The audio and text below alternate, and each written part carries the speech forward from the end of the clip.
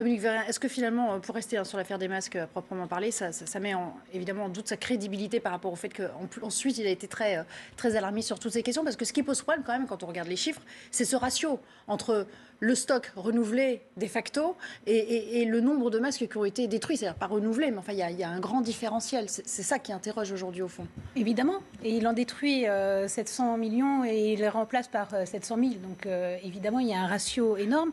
Mais là où moi je pointe la faute, et de toute façon, il faut forcément la montrer au moment où on la découvre, c'est qu'il n'en a référé à personne, semble-t-il. Ouais.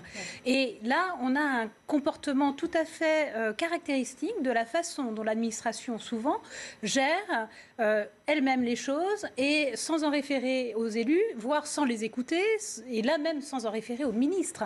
Enfin, je sais que dans ma région, on essaye d'avoir un dialogue constructif avec notre ARS régionale qui veut nous supprimer le 15, par exemple, dans un département alors que notre 15 fonctionne très très bien. Il a décidé un jour qu'il allait le transférer à Dijon, alors que nous, on s'entend avec les pompiers, on est prêt à faire un 15-18. Tous les élus de la majorité, de l'opposition, président de conseils départementaux, tout le monde est d'accord, mais il est là, il règne en maître, il ne réfère même pas au préfet, parce que l'ARS est indépendante, et donc on a un comportement qui est très symptomatique finalement, et je crois qu'il y a un moment où il faut effectivement le dénoncer.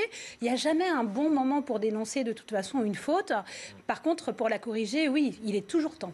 Ça veut dire que si elle est avérée, il faudra se séparer de cet homme Très clairement. Et lui ôter ses responsabilités Si actuelles. on ne le fait pas, c'est donner raison à l'administration qu'elle peut diriger elle-même ses ministres.